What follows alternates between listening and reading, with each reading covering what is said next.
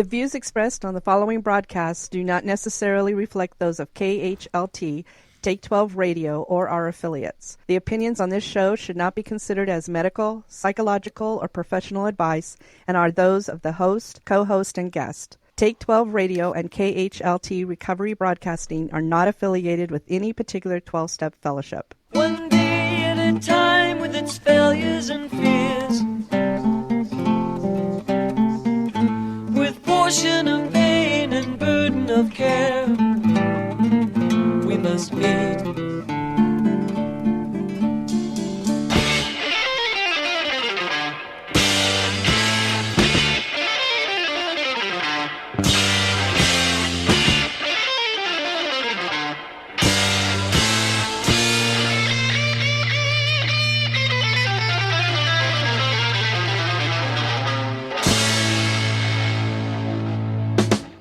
Welcome to Walking Through the Language of the Heart, a journey into the grapevine writings of Alcoholics Anonymous co-founder Bill W. And now, here are your co-hosts, Chris S. and the Monty Man.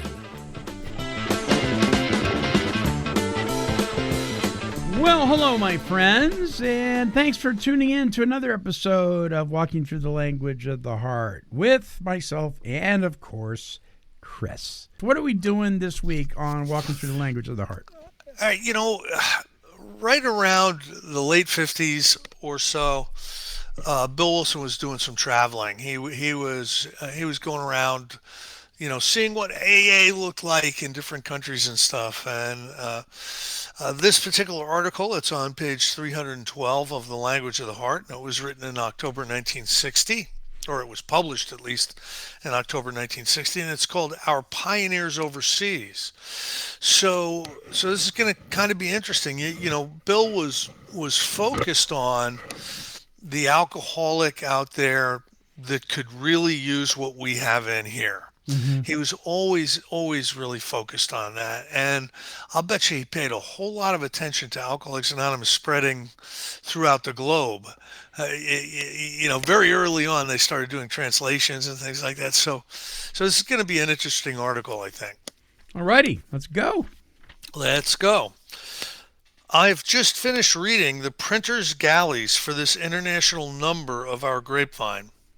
There are deeply stirring communications from South Africa, Northern Rhodesia, and the Congo, from Japan, Indonesia, New Guinea, Tasmania, Australia, and from Cuba, Trinidad and Jamaica, from Saudi Arabia, and from West Germany, Denmark, Holland, Finland, Ireland, Scotland, and England. All right, so I'm assuming that there was an international Grapevine, the special issue, where they got contributions from people all over the place. Yet this eye-arresting array of AA's overseas beachheads and bases reveals scarcely more than a quarter of our total activity in distant places and countries. Out on those far reaches, there are hundreds of groups and thousands of fellow members. Our language of the heart is already spoken in perhaps a dozen tongues. This is the pioneering front of AA today. It's funny. I've got some experience, overseas at AA events, and the Zoom thing that that we're just kind of coming out of, and it is still very much for real. That exposed so many people in so many different areas to Alcoholics Anonymous, I think, at its best, right? And it's amazing. There's a friend of mine, and we talk on the phone every once in a while. He's way in the Philippines, Monty. He's on this island, like this island where there's very few things going on in the Philippines. And he started this thing called the Pub with No Beer. And upstairs is the AA meeting room in this place. And he meets there most of the time by himself. Every once in a while, someone will be visiting and need help, and the whole town knows to send the people to him. And every once in a while, he'll have somebody that he's trying to help, trying to take through the steps and teach them about Alcoholics Anonymous. But he meets there by himself. It's that remote, Wow. so it's just interesting that Bill was paying attention to this, encouraging this, making the translations available, uh, doing everything he can to answer the letters from all these different countries. And, we are where we are today. I don't know the statistics, but I think we're practically in every country on the globe now. So, when you go to a world convention, uh, is it common for a representation from the loners group or association Yes. there's at least a table with an empty chair at the very least, right? No, it's very, very interesting. The loners will get together every 4 years or every 5 years for the international, and these are lighthouse keepers and people that Weather work on, stations, yeah. like up in the Yukon or all over the place, and they used to stay connected by writing letters to each other, Hmm. but with the advent of satellite and Zoom and stuff, I have a feeling that's morphed into something different now. I don't know what the loners are going to look like in Vancouver, but I think it's going to look a lot different after the Sure. Zoom revolution. Yeah. Yeah. That's That's an so cool, though. That is so that's cool. an interesting thing to think about. But yeah. I mean, you do not need you know as many meetings as you think you do sometimes. What you need is a deep spiritual foundation and willingness to be helpful and to seek out other alcoholics to try to help. Right. I think that's more important. Dr. Bob used to say, meetings are desirable, but prayer and meditation is essential for Essential. recovery. Yeah. Yeah. You bet. And It'd be I interesting to hear what a loner might be thinking if he walked into a meeting today and heard somebody say, "Oh my God, thank God it's Friday. I don't think I was going to make it so I could get to the meeting." And he's thinking to himself, yeah, "I I haven't had been to to a meeting." double up. I had to double up this week Yeah. because there were some problems at work. So I've gone to 42 meetings this week. I haven't been to a meeting in 42 years. What are you talking about? So on the flip side of that coin, there's a lot of people that got sober during the Zoom era who still haven't been to an in-person meeting. That's true. They have been getting sober and working with sponsors and all and trying to be helpful and everything right in front of a computer. Yep. And I never would have Yes. I never would have given that the depth and the weight that it deserved before I saw it myself. Right. Right. You know Yeah, what I I'm mean? with you on that. Yeah, it has surprised me. It has taken me by surprise in a very pleasant way. Yeah, Yeah. yeah. I think for good or for bad, it's flipped the script a lot It has. on what we do and how we do it. All right, it says we often speak of our loners. We were There just you talking go. about that of our solitary groups, and of our several large centers abroad as beachheads, bases, and fronts. But in a very real sense, these descriptions are misnomers. Though our AA loners and groups do live and do carry our message in many areas of danger and revolution, there is no evidence that they fear their surroundings. There is little sign that their presence in these hot spots is unwanted. Their entire non aggressiveness, their single purpose of bringing a new light to all who suffer from alcoholism is perfectly clear. Theirs are the beachheads for health and for faith, and this is for all to see. I was a big collector of speaker tapes back in the 90s. Hmm. I mean, this was really before the advent of being able to download them and listen to them on the computer. I would have to send money out to these tape catalog companies. A big one was called Encore Tapes in California, and there wasn't a month that would go by that I didn't send them $100 and get a big box of tapes and start listening. And one of the most impactful talks I ever heard, and I never heard this woman speak again, and I lost the tape, and I don't remember her name, but she was in the military. She was in the military, and she was in Desert Storm.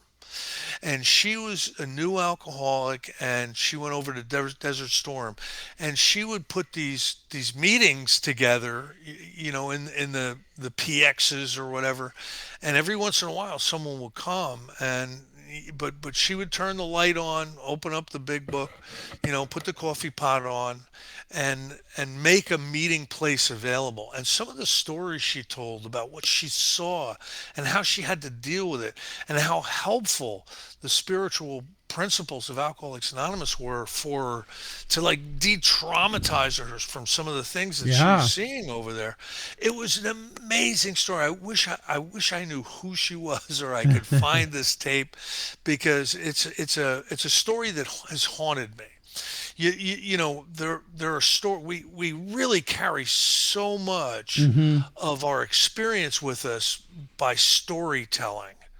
We It's do. it's the best way to learn. It's the best way to transmit information. Is Jesus knew that, right? Sure. I Right. mean, I mean, it goes back to antiquity, but some of these stories are impactful, for our perception, and the way our belief systems, and the way we make decisions to try to handle ourselves. And that was a story that just knocked me out, and Mm. will forever be with me. Witness the AA who, on an errand of peace, recently drove alone across the whole African continent and emerged unscathed. Then think of those loners stationed in other areas of strife, how they continue to maintain their sobriety and struggle to start new groups.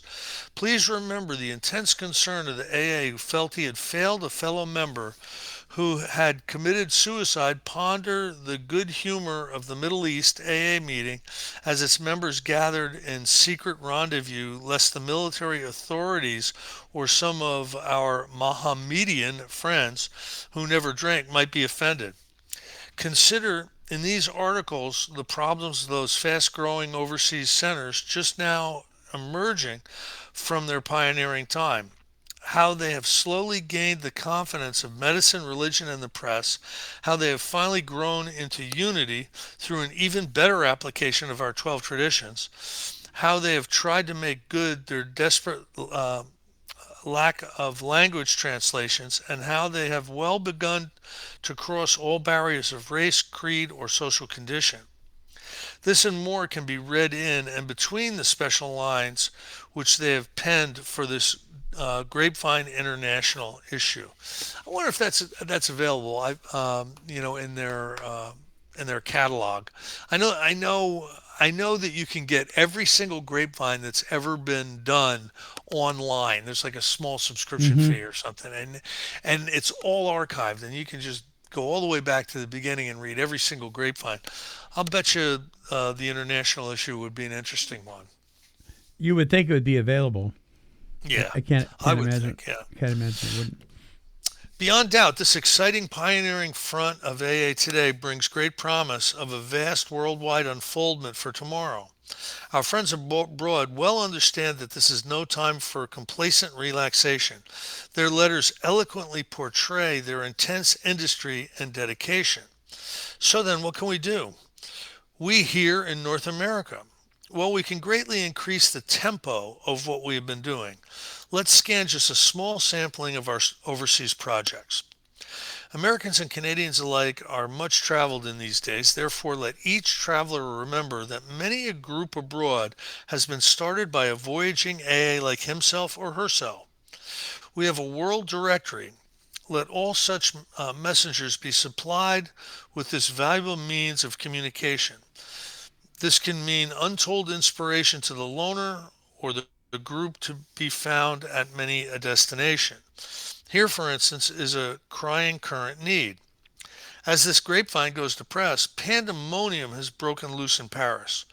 One paper there is carrying a series of sensational pieces about AA in America. To say the least, that characteristic desire of the French to be dramatic has been going pretty far. One of these articles describes my first meeting in 1934 with my own sponsor, Ebby. It displays a screaming headline about 2 inches high. Allegedly, I say over the phone, "Come quickly, Ebby, I have gin." Despite this astounding and most comical distortion of our 12-step approach, the French alkies are nevertheless flocking to the AA colors. Our tiny group in Paris is nearly swamped. Scarcely a one of them can speak French. So AA travelers there in Paris is your chance, especially if you can parlez-vous.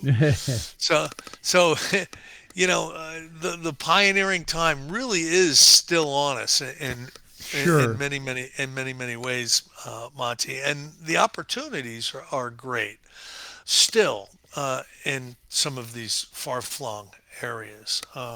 It's very interesting stuff. Then we have the men on ships, those internationalists of ours. May their numbers and their dedication continue to grow.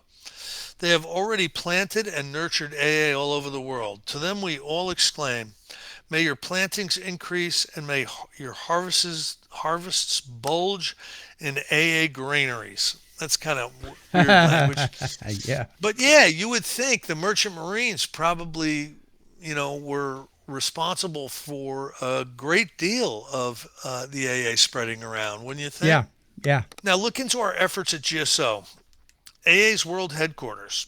We can surely enlarge those overseas services. To eliminate the distressing garble that has plagued many distant AA groups for years, we shall need to furnish far more and better translations of our basic literature. Sheer lack of an understanding of AA's 12 traditions has routinely created chaotic conditions in many a land. Even our book Alcoholics Anonymous has seen but two complete translations. Wow, in 1960 there was only two translations. There's 100 now. In mimeograph form, the bare text of our book can be read in only two more tongues. Of course, this challenge has to be met, and very soon, we believe. And as Bill said it needed to be done, so it was done, Monty. Let it be said, let it be so. We have a translation department now, much to some of our concern, right? Yeah. Yeah. Yippee. Yeah. Oh, my goodness. Not all translations are perfect. I'm really good friends with someone who does a lot of work with Russia. You know, She was born in Russia and she came over here oh, and wow. became an attorney and got heavily involved in not only my group but some of the other groups, and she carries an absolutely stellar, super strong message. And when she read the Russian translation of the Big Book, she was horrified at how bad it was. Wow. Yeah, Wow. so there's still some work to be done, fine tuning some of these translations. So I had a Bible college professor years ago make a statement. I've always liked it, and it could be applied here because depending on what part of the country you're at, what your culture's like, some things may get lost in translation and that kind of thing. But he was referring to the scriptures, but he would say the Bible has only one true interpretation, but many applications. And I think that about the Big Book sometimes. There's only one way to interpret this. But depending on where you are in your recovery journey, or if you've entered into a state of recovery, if you've had a spiritual awakening, wherever you're at, it's going to have different applications at different times. And I'm wondering with the, not to go down a rabbit trail, but I will anyway, with the stuff coming down the pike as far as the plain language translation of the Big Book, or I should say the plain language text. I don't even consider it a translation. I wonder if that isn't going to put some fly in the ointment, here as far as like overseas goes. If it's gonna, I mean, we've already seen how it's causing strife here in the U.S. I wonder what's going on in other parts of the world when it comes to that. That's such a great question, and it deserves further study. Yeah. One thing's popping into my mind as Japan got a translation for the book Alcoholics Anonymous. That was the first thing that Alcoholics Anonymous did for Japan. Do you know what the second book, conference approved book, was that they wanted in translation? Right. You would think the 12 Steps and 12 Traditions, wouldn't you? Oh, sure. You mean the second piece of No, literature besides the big book? no, they saw the book AA Comes of Age as more important than that Interesting. because they were interested in the history. In the history. Where did this stuff come from? Hmm. You know, we don't need you broadening and deepening the concepts. We've got the concepts in the book Alcoholics Anonymous. We want to know where all this stuff came from, and that's really that was the second book they wanted translated. I think that's a good call. I do too. I You think know, that's a good call. it was Yeah. surprising to me, Yeah. but yes, Yeah. I agree. Our whole foreign department in New York headquarters will be enlarged. There is an urgent need for more staff work, which would mean far better communication with those abroad. Until recently, no overseas group had ever been visited by anyone from our world headquarters except Lois and me. That visit was 10 years ago. Of course, we deeply hope that we can still make a few similar journeys. But even these, if made, could scarcely add up to the constant personal contact that will one of these days be needed. So, AAs in America, let us back our overseas pioneers to the limit. Without delay, let's back them with a still more lively understanding, with still more dedicated travelers, with every bit of aid and information and inspiration that we can send to them across the waters. In this respect, no single agency can do more than our world headquarters. Here, all of us can participate. Here, a few more contribution dollars can make an enormous difference. Something that we shall be bound to remember every time the hat is specially passed for this great and unique service purpose. I'm not sure if the hat was ever passed in my understanding for for overseas or a missionary, Alcoholics Anonymous endeavors. I don't That's remember that. no, I hear it in church all the time for sure. overseas things, and the I think the closest thing I've seen was the hat being passed for a struggling group in your district or something like that. I've seen that, Yeah. which caused controversy in itself. Well, listen. We've learned so much from the churches and the religious people. How about taking taking that missionary playbook, and I think Yeah, that's what Bill is really telling us to do in this article. right, You know, right. Support them, help them get started, help them plant their meetings. I mean, we have packets, right? Where yeah. where starter packets. That's got the big books and the steps and the traditions and this a miniature version of the posters and blah blah blah. I mean, I wonder if we send those overseas at all. I would hope so. I haven't seen one of those in a long time, but yeah, I remember about 20 years ago, it was easy to get, the Right. meeting startup package, and Right. it came in a binder, and Yep. it just had all kinds of great information, and especially like where to contribute and how to contribute, Oh, of course. certainly was in there. So he finishes up, I am sure that we shall soon press these and many more projects into a far higher gear. Then our pioneers beyond the seas will feel that they have something more than our interested approval and occasional help. They will know that our constant and unstinted love has become theirs and theirs for keeps. That's a cool article. It's a call to action Yeah. in 1960. It's going to look different today if if you want to be part of, carrying a message to different places. It's going to look a little different because it's probably already there. Maybe you can help improve it. But Bill was looking ahead again, as always. 1960. I knew a guy who got sober in my area. He got sober in 1958, and I asked him about meetings in our area. And it was really, really interesting. His name was Foster, and what a great guy. Uh, he actually brought me over to his house to 12 step me. I'd never been 12 step before. Like, I was never qualified. Nobody ever came up to me when I showed up in meetings to explain to me what alcoholism was and Right. what AA did. They just figure, well, if you're in the room, you're in the right place. Keep coming. Yeah, that really was the mantras. But Foster was old school, so he brought me over to his house and he started to tell me about his drinking. And then I told him about my drinking. And we were both sure after that conversation that we were both alcoholic. You know what I mean? Right. Right. And I asked him, I go, Foster, man, what were the meetings like back in, you know, the late 50s, early 60s? He goes, well, there was two meetings in the area.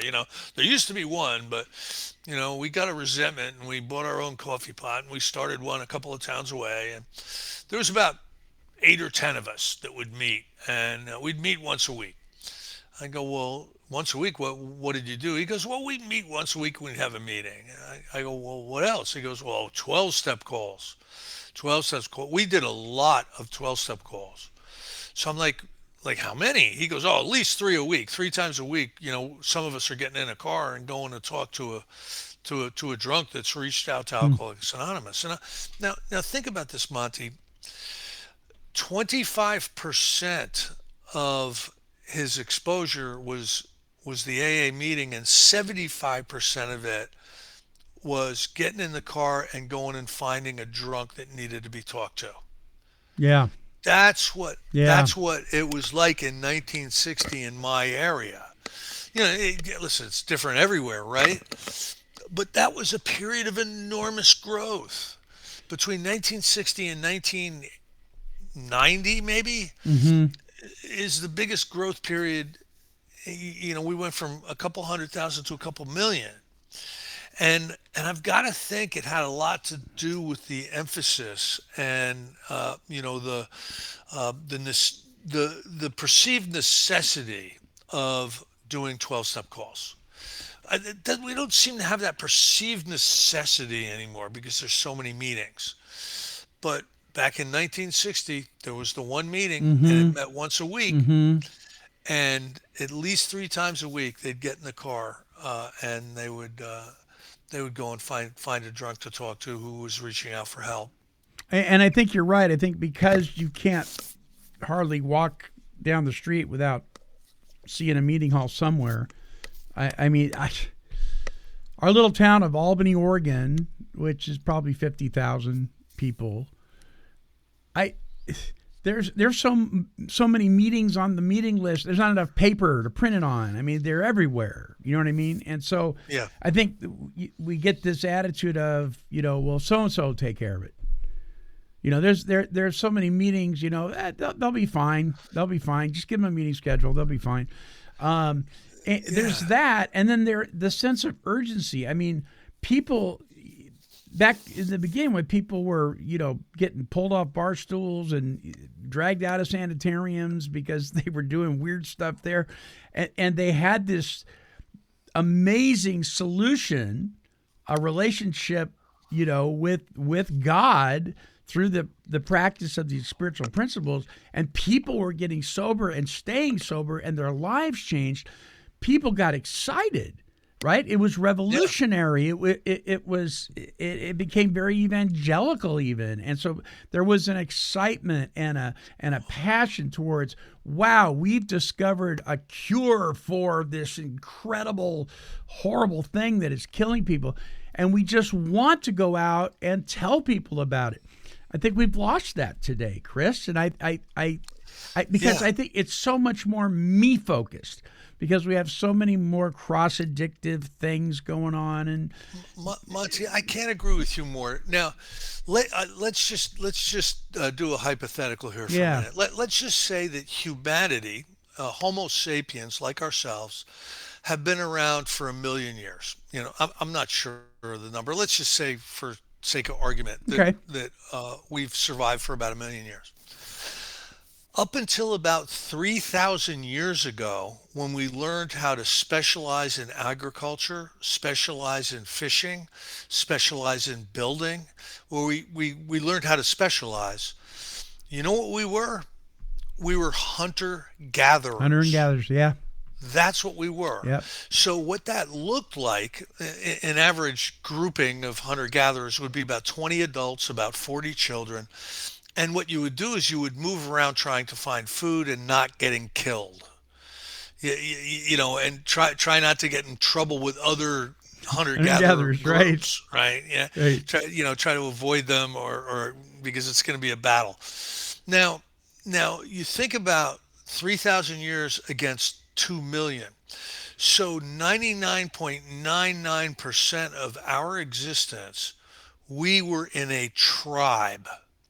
And the worst thing that could happen is to be excluded from that tribe, to be kicked out of that tribe. You Yeah. would die on your own. You wouldn't last 6 months out on your own.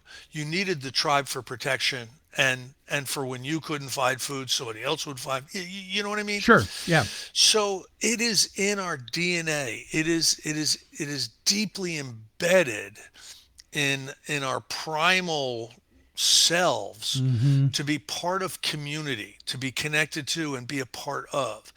And there were coming of age rituals in those tribes. Like, when you were 13 or 14, Yes. you became a man. Yeah. When you were 13 or 14, you became a woman. And there were processes and without those, we're now sitting in front of a computer screen, Googling, you know, rap stars or something. We're outside of a community. So often we're outside of a community that we desperately need to be fulfilled, to be connected, to be in unity with. It's in our DNA. And so, so when we first discover the fellowship of Alcoholics Anonymous, there's a sense of coming home, because that's what it is. You know what I mean? Yeah, Like, definitely. this is why churches have been so popular, because you feel like you're part of a congregation. Yeah. And there's community, and there's protection, and there's comfort in that community. Most alcoholics have been out there on their own. It's like, terminal self-consciousness. Oh my Like, gosh. it's me against the world. And for true healing to happen, there has to be that community, because we're built for it. We're tribal people. Yeah. And and so alcohol. I think Alcoholics Anonymous, half the reason it's grown is because of that. The other half is that you have the ability to recover. So Right. you have the Right. ability to belong, and you have the ability to recover. Does that make any sense? Yeah, it does. And I think what has happened is that which was fulfilled in community, we have been sold a bill of goods that you can fulfill that by staying at home. You can fulfill that by being on your tablet. You can fulfill that by being in front of your computer or Binging Netflix or binging. something. Well, you can fulfill it, and just like most things that are lies, there's an element of truth in the beginning, right? So you do get a false sense of security with that in the beginning until you're so sucked into it that you're stuck. Or what I like, one of my friends says, you're not stuck, you stopped. And so we find ourselves, well, I mean, I don't really want to go there tonight. I really don't want to go to the potluck. I don't want to go. I don't want to go to the Bible study. I really don't want to go to the meeting. I was at a meeting last month. I mean, it's like, what happened to the passion? Well, I think we've gotten this false sense that we can get that, but we can't. No. In the four walls of our huts. Yeah. You know. We've isolated ourselves in 15 different ways from community. Right. And I It's think too this bad. article, going back to the article, Bill is saying you have to offer this community to all these alcoholics who are out there on their own. Right. They're in different countries. Yeah, they speak different languages, but this is a human necessity. Yeah. For certain people, Yeah. help us do that. Put an extra dollar in the basket. Well, you know what I mean. Help us do that. If you travel, make sure you've got a couple of extra big books, and you take the time to try to sit with some other alcoholics. Back to the original 12-step type of endeavor, where 75% of your AA time outside of the house was in 12-step work, not meetings. Right. You know Right. what I mean? So, in closing, I want to share this story as something I witnessed the other day that really speaks to this community thing, and hanging out with each other and helping each other, and so forth and so on. So I heard a lady talk last week who has a hard time getting around. She uses a little scooter. She can do some walking, but she shows up at her fellowship meeting pretty regularly. She's kind of new, and just a sweetheart. And this particular fellowship meeting, there were some birthdays coming up, and she announced that she was going to bring her friend who was celebrating 20 years sober. And her friend came, and what we found out was her friend had never been to a 12-step meeting ever. Wow. But had stayed sober for 20 years. And I don't know if this person's an alcoholic. I don't know if they were a heavy drink. I don't know what their story is. But I'll tell you what I do know is that when this person, when it was like towards the end of the gathering, and the person facilitating said, "Would anybody else like to share?" She raised her hand, and she had gotten her 20-year coin.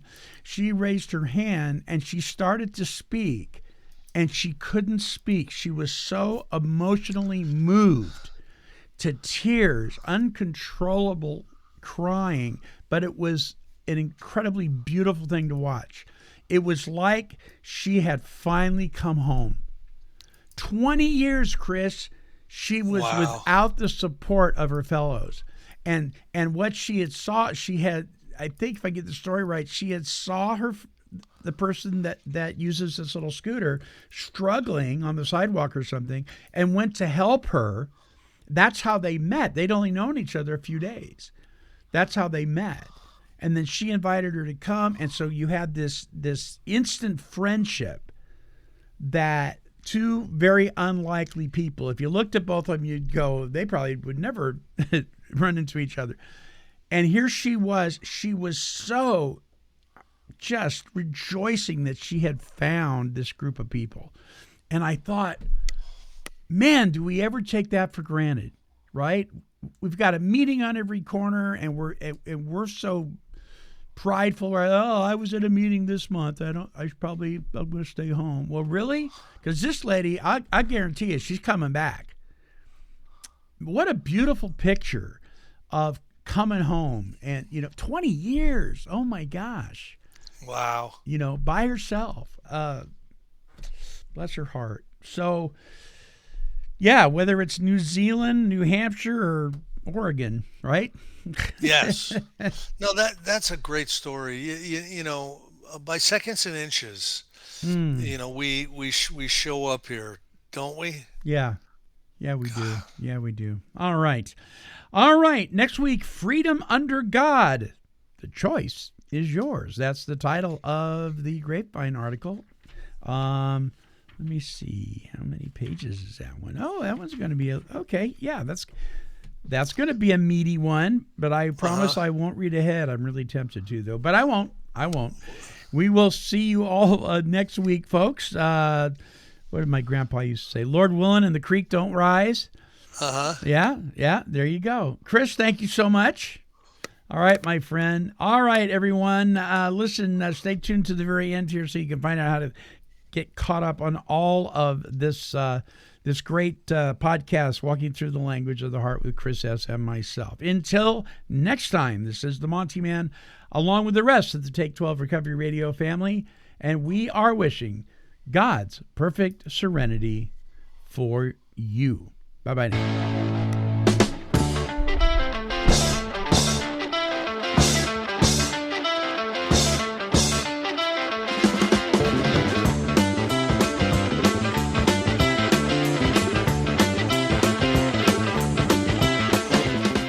For more recovery workshops with Chris S. and the Monty Man, visit our website at take12radio.com and click on the Recovery Workshops banner.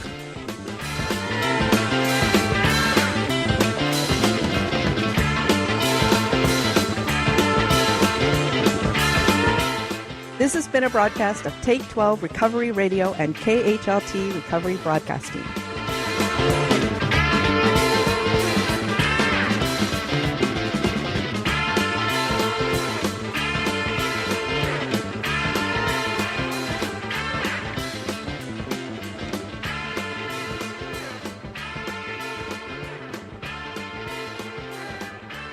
This has been a Chicken and a Pig production. Kitty, kitty, kitty, kitty. Meow, meow, meow. Woof, woof.